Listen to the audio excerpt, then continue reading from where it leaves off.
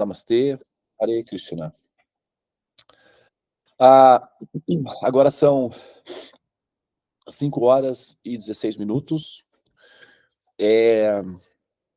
A ideia é nós falarmos sobre a o advento, né, do Senhor Vishnu, na realidade. Eu vou fazer aqui os pranamas iniciais, tá bom? Só me dá, um segundinho, ver se eu consigo convencer a nossa Shanti, que é a nossa cachorrinha, de sair daqui do campo da tela, porque as chances que eu tenho com ela são poucas, né? Então eu não quero que ela distraia a atenção de vocês. Eu vou ver se eu consigo convencer ela de ir para outro lugar aqui, tá?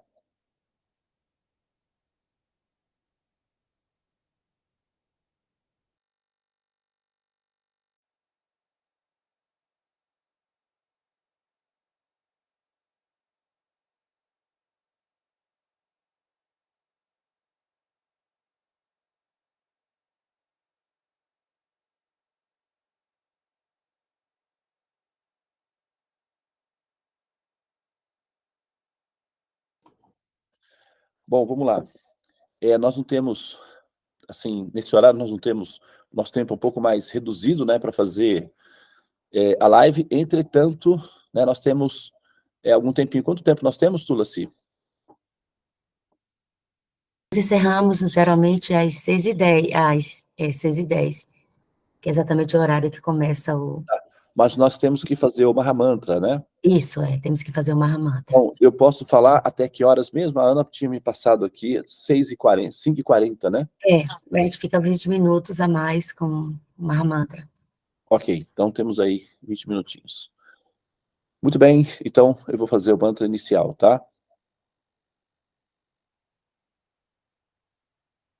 Om Hagyana Timirandhasya Gyananjana Shalakaya Chakshurunmilitan Yena Tasmai Shri Gurave Namaha. Om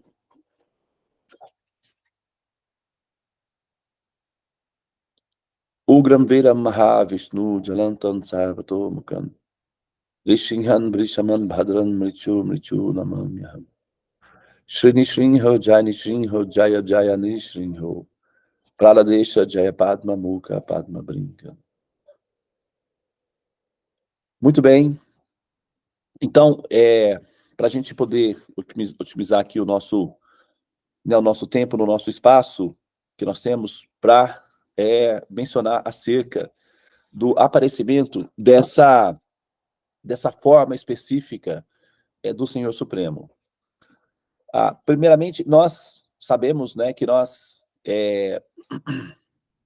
temos a compreensão, né, de que o Senhor Supremo, ele tem essa dinâmica, né,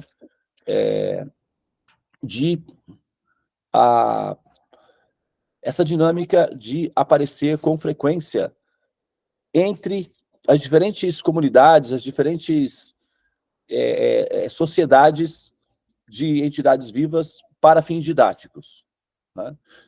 E nessa forma específica, normalmente as formas híbridas do Senhor Supremo são formas teatrais, né? São formas teatrais. Não é que, embora ele seja o Senhor Supremo, ele está aparecendo na forma de um leão, necessariamente significa que, né, ele é o Deus leão, né, como tem, né, o Deus... o Devi, você está aí na sala, Devi? Sim, estou. Você conseguiria descer aqui para levar a Shanti ali mais para outra área, que eu não consegui. Teria que colocar ela lá no cantinho, tá Sim. bom? Então não é que ele, assim, é o Deus leão, como tem outros, né, em outras sociedades e culturas em que você tem aí formas de divindades híbridas com aquela característica. Não é isso. O Senhor Supremo, originalmente, né, o nome dele é Vishnu, tá? Ele é o Senhor Vishnu. E a característica pessoal dele é a característica Vishnu, tá? A forma dele que é uma forma muito semelhante à nossa forma, né, que é a forma humana, tá? E ele assume diferentes formas, né? As diferentes formas que ele assume, essas formas podem ser variadas de acordo com, né, de acordo com a lila em que ele está exercitando naquele momento ali. Por exemplo, já houve casos em que ele assumiu uma forma de uma tartaruga, mas não é que ele é uma tartaruga, né? Ele se tornou uma tartaruga, não é isso. É uma forma teatral, exatamente como um ator que veste a roupa, né? Que veste uma roupa de, sabe, de bombeiro ou, né, de uma árvore, etc., que são formas anímicas para funções teatrais. Então, essa é a primeira compreensão que nós temos que ter, tá? Então, agora eu vou explicar um pouco da história, do histórico em que essa lila se desenvolveu, tá?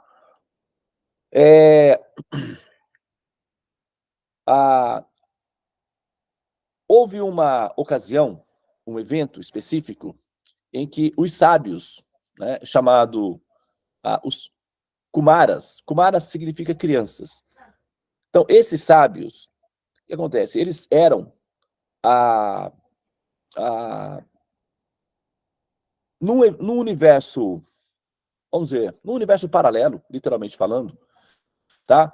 Eles eram sábios que não conseguiram acessar a transcendência devido a alguns fatores inerentes inerentes àquilo que nós... Só um minutinho, pessoal. Realmente a gente não vai conseguir, não.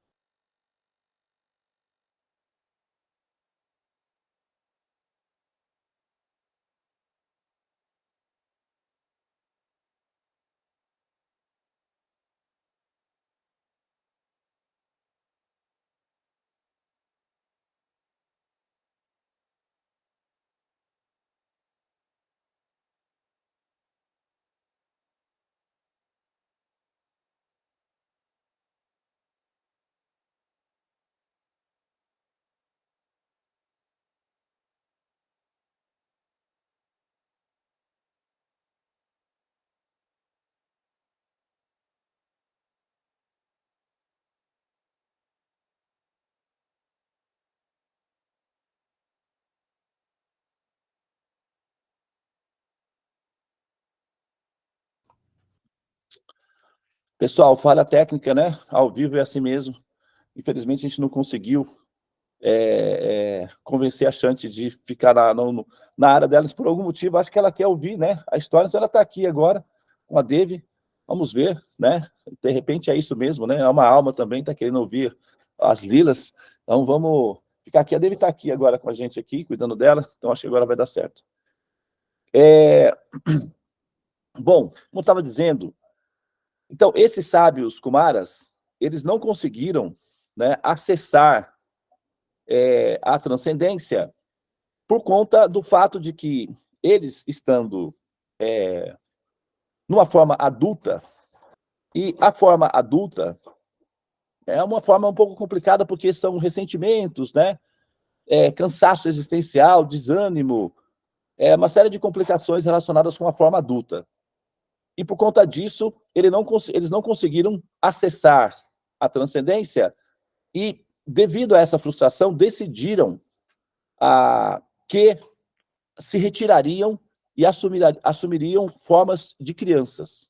Então, eles ficaram na forma de crianças, são chamados os 4 Kumaras. Esses sábios, na forma de crianças, começaram então a transitar entre diferentes universos em busca de uma solução, né, para uma saída do samsara, uma saída do ciclo dos repetidos nascimentos e mortes e explicações, né, acerca da existência. E eles peregrinaram por diferentes universos. Até que, finalmente, eles, através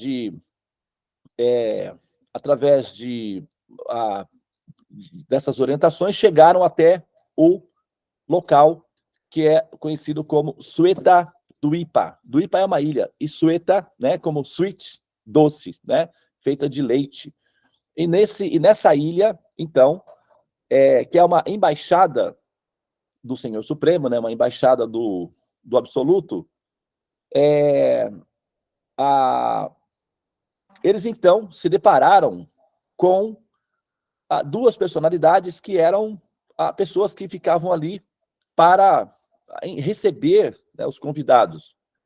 Eram chamados Jai Vijayas, né? Tecnicamente se fala que eles eram os porteiros, né, do palácio. Na verdade, Sweta Dwipa, a residência do Senhor Supremo, não exige que hajam porteiros, né?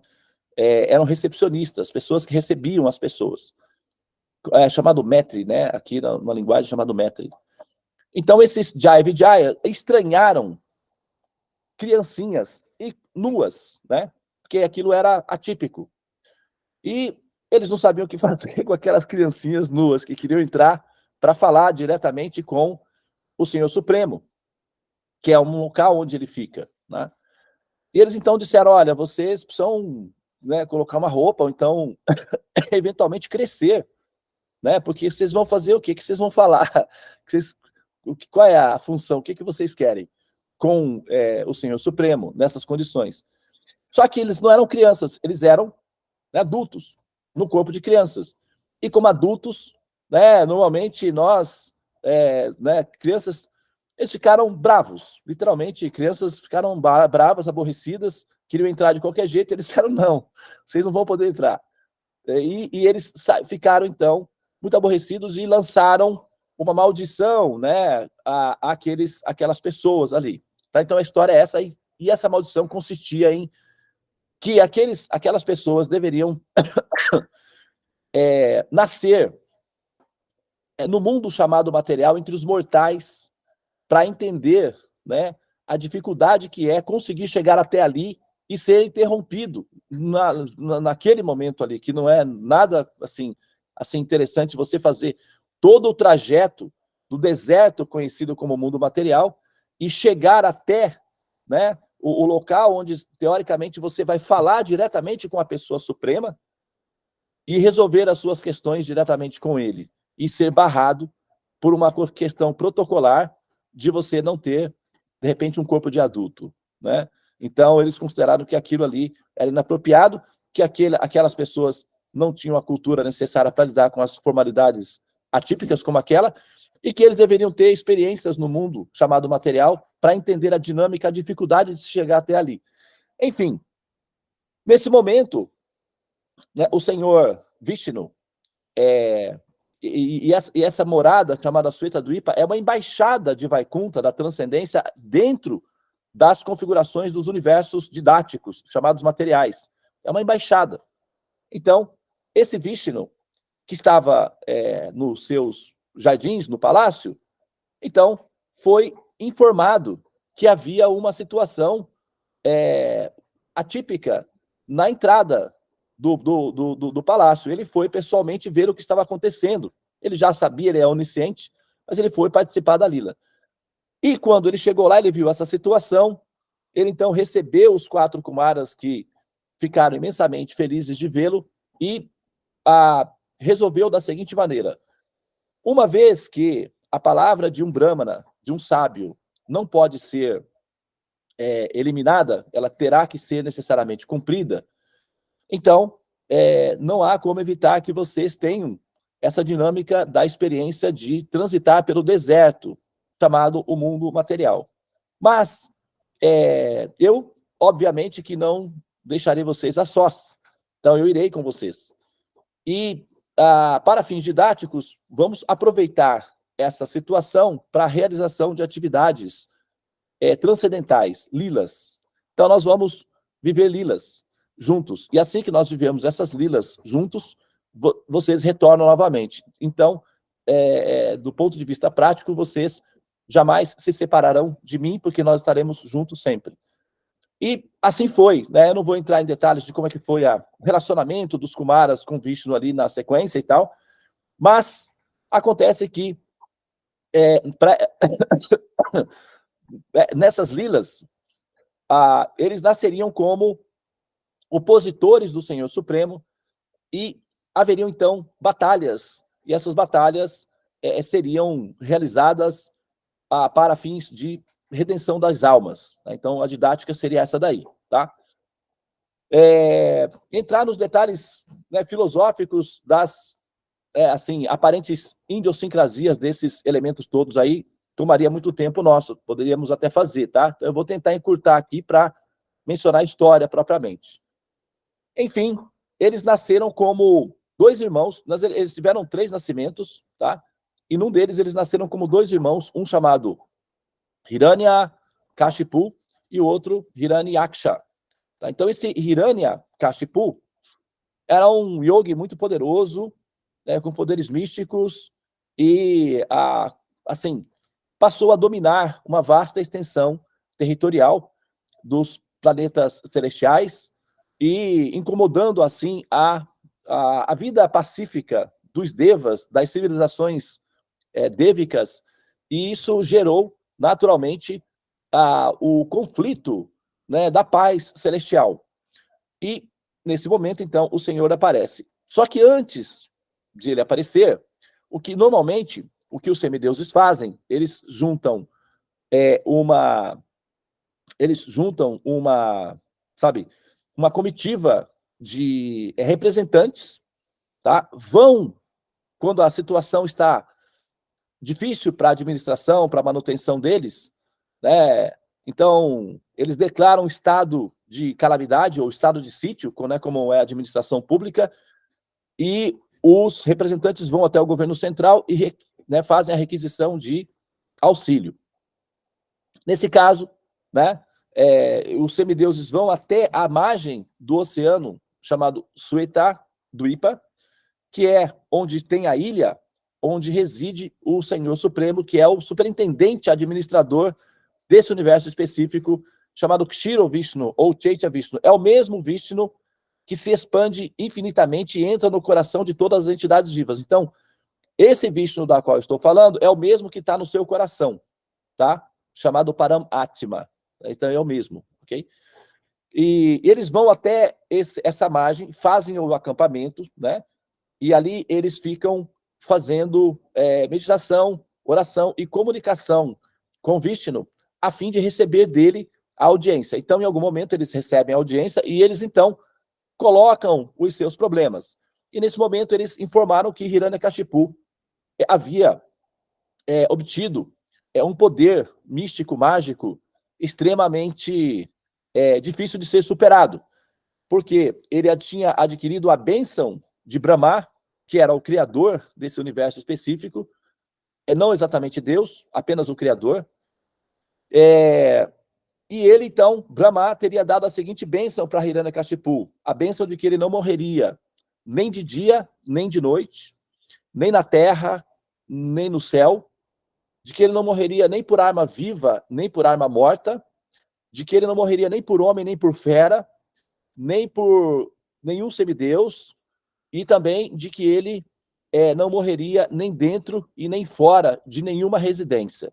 Praticamente, o Hiranyakashipu criou um mecanismo que tornava ele como que imbatível ou inviolável. E nesse caso, Brahma, então, concedeu essa bênção a Hiranyakashipu, o que o tornou praticamente indestrutível ou imparável, e ele então passou a criar perturbações administrativas nos planetas celestiais, o que gerou uma profunda ansiedade em todos. Então eles foram lá para pedir ao Senhor Vishnu que resolvesse esse problema. Então Vishnu, normalmente, ele antes de aparecer, ele purifica o ambiente, né? Não o protocolo é que sempre uma comitiva vem antes para tornar o ambiente asséptico para que Vishnu apareça. Por exemplo, aqui quando nós fazemos as nossas cerimônias de fogo, nós começamos o processo de preparação do ambiente, nós começamos por volta das 10 da manhã. E quando é por volta das 6h30, o ambiente está completamente preparado para receber, então, a divindade, que é o Senhor Supremo, o Senhor Vishnu. Então, nós passamos praticamente o dia todo limpando e organizando todo o ambiente para que ele fique absolutamente perfeito, para que o Senhor Supremo, né, possa vir nas condições em que se exige, né, no protocolo.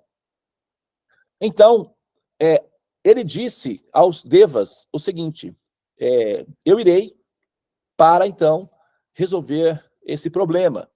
Antes, porém, o meu devoto purificador vai aparecer na família de Hiranyakashipu como um filho. E isso vai purificar o ambiente para que ele tenha condições, né, e as piedades necessárias para que nós possamos nos encontrar. Então, esse filho apareceu, esse devoto, né, transcendente, ele apareceu no ventre da esposa do Hiranyakashipu como filho dele, chamado Pralada. Então, o menino, né, a criança, chamado Pralada, que significa aquele que espalha alegria ou traz alegria, Pralada, nasceu então como filho de Hiranyakashipu, né? E cresceu como uma criança normal, etc. Mas ele então tinha todos os sintomas que não eram muito característicos do pai, do Hiranyakashipu, que era um político dominador. O Pralada era pacífico e espiritualizado, espiritualista. Então isso gerou uma desconfiança no Hiranyakashipu de que aquela criança teria sido implantada pelos devas, e ele era uma espécie de espião, um tipo de drone, sei lá, alguma coisa assim. O Hiranyakashipu ficou desconfiado que não era filho dele, que era um, né, truque, alguém tinha feito algum truque, trocado o bebê, alguma coisa assim, né, que as pessoas ficam...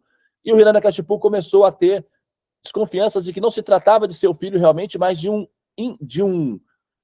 semideus invasor tentando, enfim, sabotá-lo ou matá-lo, alguma coisa assim. E ele passou, então, a fazer planejamentos para matar o filho. Ele chamou os seus, né, ministros, etc., e eles fizeram diferentes tipos de planos para matar a criança, né? Assim, levando a criança para passear num determinado local e empurrando a criança de cima de um penhasco para que ela, né, caísse e falecesse. Mas, quando eles o faziam, o Senhor Vishnu, pessoalmente, aparecia e salvava e protegia o menino Pralada. Em certa ocasião, eles empurraram a criança de cima de um penhasco e a criança simplesmente se divertiu, né, assim, como se aquilo fosse uma brincadeira, né, abrindo os braços e brincando como se estivesse voando, sem nenhuma preocupação. E lá embaixo, o Senhor Vishnu suavemente, né, se manifesta e recolhe ele nos braços e coloca ele em pezinho, né, sabe, no chão, e ele vai e volta caminhando para o palácio. Então, quando chega no palácio, ele dá um choque, né, porque, afinal de contas, sabe, as pessoas achavam que ele já tinha morrido, né, e a criança volta viva. Daí, em outras ocasiões, eles, então, levam o menino para passear no zoológico. E eles colocam o menino, né, num local cheio de serpentes, né, num ambiente cheio de serpentes. E ele simplesmente começa, então, a brincar com as serpentes, colocar as serpentes no pescoço, a deitar e abraçar as serpentes. E as serpentes não picavam, né, não agrediam o menino, muito pelo contrário, elas simplesmente brincavam, né, com a criança. E na última tentativa, o próprio pai, então, mandou, né, que fizesse um bolo, que o menino Pralada, como toda criança, gostava muito de bolo. Então, mandou que fizesse um bolo, cozinhasse um bolo. E esse bolo, então, deveria ser envenenado, para que a criança, né, finalmente falecesse. Mas foi feito o bolo foi envenenado, porém, o menino tinha o hábito de, antes de comer, pensar em Vishnu, para que tudo que ele comesse se transformasse em substância divina, para que ele, então, ficasse purificado, né, vamos dizer assim. E ele aprendeu isso da mãe, porque a mãe era uma Devi, uma semideusa, né? E o nome dela era Caiado, e ela era uma devota de Vishnu, uma devota de Narayana. Então ela ensinou isso para o filhinho. Todas as vezes que você for comer, pensa no Senhor Vishnu, para que os alimentos se tornem transcendentais. Então ele fazia, ele tinha esse hábito. E é o hábito que nós também temos, né? Os alimentos que nós preparamos para comer, primeiro nós fazemos mantras para Vishnu, de maneira que os alimentos se tornem transcendentes, para que a gente possa, né, nos purificar. Então tem mais 5 minutinhos aqui. Então vou ver se eu consigo, né, finalizar aí. Só que quando ele fez isso, justamente, né, o bolo, o efeito do veneno cortou e o menino não faleceu. Só que antes de ele comer o bolo, ele ofereceu para o pai dele, né, o pedacinho do bolo, né, como toda criança, né, foi lá e, papai, né, ele falou, não, filho, esse é só para você, exclusivamente para você. E o menino comeu o bolo, normalmente feliz, né, como toda criança, se lambuzando todo de alegria, e nada aconteceu. Finalmente, o pai ficou extremamente perdão. O Hiranyakashipu ficou extremamente furioso com aquela circunstância, levantou-se com a espada nas mãos para atacar a criança. Né? Ele levou a criança para um local específico, isolado, né, longe dos olhos da mãe, e, sabe, inquiriu a criança, quem é você? Né, você é um semideus disfarçado, você não é meu filho. E começou a fazer aquela investigação policial ali, né, e o menino simplesmente dizia, eu sou filho da minha mãe, Caiado, e você é meu pai, mas por que você então faz as suas orações para Vishnu, se eu não sou devoto de Vishnu, eu sou devoto de Shiva e tal, aquela coisa toda, né, de reclamação da vida e tal, até que ele então finalmente pegou de uma espada para atingir o garoto, literalmente, né, considerando que ele não era filho, mas sim um semideus disfarçado. Nesse momento, de uma das pilastras do palácio, era uma pilastra negra, inclusive normalmente as deidades do Senhor Nrsimhadeva, que são deidades de mármore, normalmente são deidades negras, ele saiu de dentro de uma das pilastras, a pilastra literalmente explodiu, ele saiu de dentro da pilastra, e sob a forma híbrida de metade homem, metade leão. Né? Essa forma aterrorizadora para o Hiranyakashipu produziu medo, porque o Hiranyakashipu estava na condição de um rato. Para o Prahlada Maharaja produziu alegria, porque é uma criança vendo um gato grande. Né? Ele ficou super feliz de ver o Senhor Nrsimhadeva, que tinha a forma híbrida de um leão e a metade homem, metade leão. Então, o Prahlada, a criança, achou tudo aquilo muito divertido. E o Hiranyakashipu achou que o Senhor Nrsimhadeva fosse, então, um semideus. E como ele tinha a bênção de não falecer, de não morrer, ele começou a lutar com o Senhor Nrsimhadeva sem saber que o Senhor Vishnu, em pessoa, estava ali, lutando simplesmente com a ideia dele era de que se tratava de um semideus, né, tentando derrotá-lo. Então eles lutaram, e Vishnu lutou com Hiranyakashipu, a descrição é exatamente como um gato brinca com um rato antes de devorá-lo. O Hiranyakashipu fazia vários truques, né, lançava raios e tal, e o palácio ficou todo destruído, mas para Vishnu era uma brincadeira, era o equivalente de uma brincadeira. Mas tinha alguns critérios que deveriam ser cumpridos, né? Não deveria morrer nem de dia nem de noite, porque Brahma tinha dado uma bênção e o Senhor Supremo iria corresponder a essa bênção. Então não podia ser nem de dia nem de noite. Então o Senhor Nrsimhadeva permaneceu lutando com ele até o horário do crepúsculo. que era mais ou menos entre 6 e 7, sabe aquele horário que você não sabe se dá boa tarde ou boa noite, que é o crepúsculo? Então foi nesse horário, que é um sandhya, chamado sandhya. É uma junção do dia com a noite. Então não é dia e nem é noite, é um sandhya. Chama-se sandhya, ou nós chamamos de crepúsculo, que é uma junção. Então esse horário não é considerado nem de dia nem de noite. Então, para cumprir a primeira etapa do problema da bênção em si. Aí não podia ser nem dentro e nem fora de nenhuma residência. Então o Senhor Supremo levou ele até a entrada do palácio, a porta, né, o portal. Então, quando você está no portal, né, né, assim, aqui nós chamamos de batente, né, que é ali a entrada da porta. Às vezes a pessoa está ali, você fala assim, a pessoa está parada ali, aí nós dizemos, amigão, ou entra ou sai, né? Quer dizer, a pessoa está na entrada da porta, ela não está nem dentro da casa e nem fora da casa, ela está ali naquela parte ali que é o batente, ela não está nem dentro nem fora. Então, o senhor Nrsimhadeva levou Hiranyakashipu até esse momento aí. Não era nem de dia nem de noite, não era nem dentro nem fora do palácio, era exatamente na porta. Agora, não podia ser nem na terra, nem no céu. Não podia ser nesse local. Então, o senhor Nrsimhadeva sentou-se, pegou Hiranyakashipu e colocou no colo, porque não era nem na terra e nem no céu, foi no colo, né, do Senhor Supremo. E aí, né, o requisito é que não podia ser nem por nenhuma entidade viva, nem semideus. Vishnu não é uma entidade viva, nem tampouco um semideus, ele é a própria pessoa suprema, então cumpria também esse protocolo aí.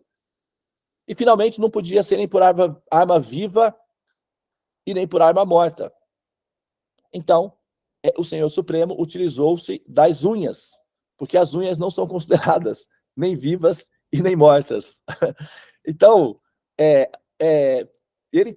o Senhor abriu o abdômen de Hiranyakashipu e ele, então, a alma, né, a centelha divina, o princípio consciência naquele personagem ali do Hiranyakashipu entrou diretamente no coração do Senhor Nrsimhadeva. Ele recolheu a centelha no coração e ele retirou, então,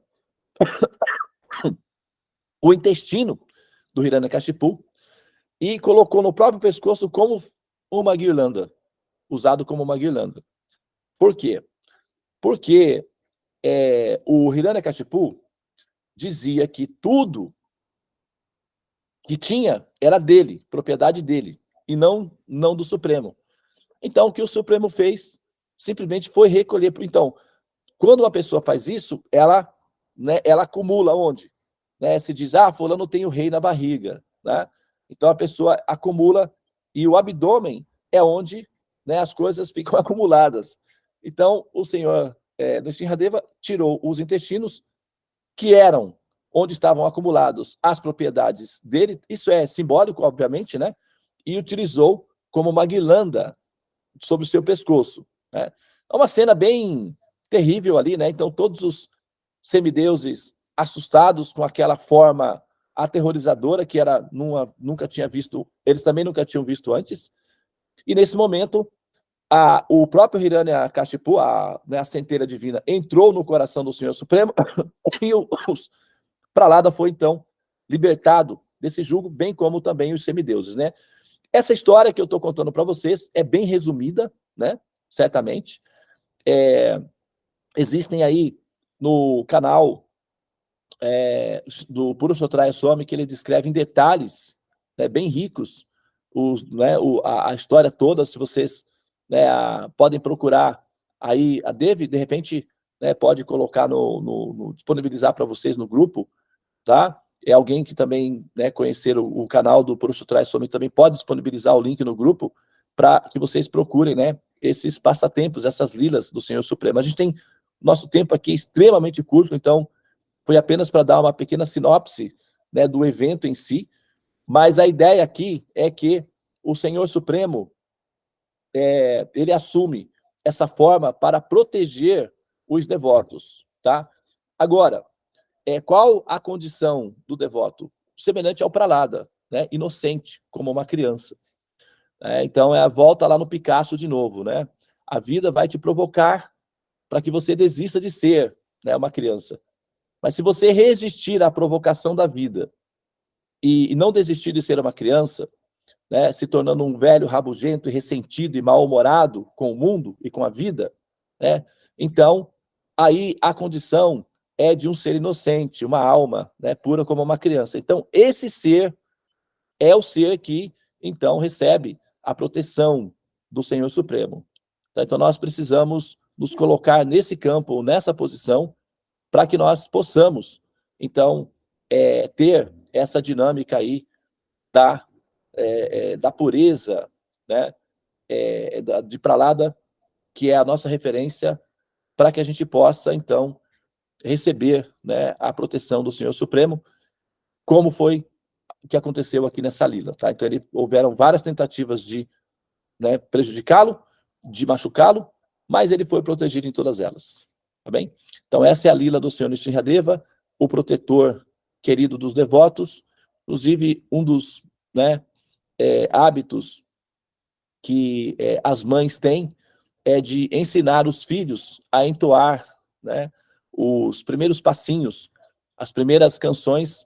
As mães sempre ensinam os filhos a entoar o mantra do Senhor Nrsimhadeva. Então, inclusive, a Tulasi, não é, com esse estado de espírito aí maternal, nos horários da sala dos mantras da noite, né? Porque vai entrar na noite, na escuridão, né, do abandono da escuridão. Então, ela ensinou, né, o mantra de Nrsimhadeva. Então, entoava-se, né, o mantra de Nrsimhadeva aí. Como a gente não tem muito, né, a prerrogativa de transmitir essas lilas diretamente no grupo, nós mantivemos com mais, né, assim, discrição. Entretanto, eu acredito que no grupo do Krishna Lila pode-se criar, né, em algum momento aí e trazer para essa pauta e ensinar, né, a como entoar-se os mantras de Nrsimhadeva, e quem sabe a gente possa explorar um pouco mais essa dinâmica, porque, nossa, tem tanta coisa, tantos detalhes, assim, nuances filosóficas, de compreensões profundas nessa história que eu, assim, logicamente não mencionei aqui, mas que poderiam, né, ser explorados muito bem aí nessa lila, tá bom? Então é isso, pessoal. Muito obrigado pela atenção de vocês. Eu acho que a gente vai ter que fazer um Mahamantra um pouquinho, né, um pouquinho reduzido aí, porque já são 5 horas e 54 minutos. Vamos já entrar no Mahamantra, então, tá bem? Namastê. Acho que 15 minutos é o suficiente para fazer uma voltinha do Mahamantra. A sala lá vai fechar vai abrir às 6h10. Eu vou pedir para, né, para Devi abrir uma sala paralela para você não ter problema aqui, tá bom, Tulasi? Namastê.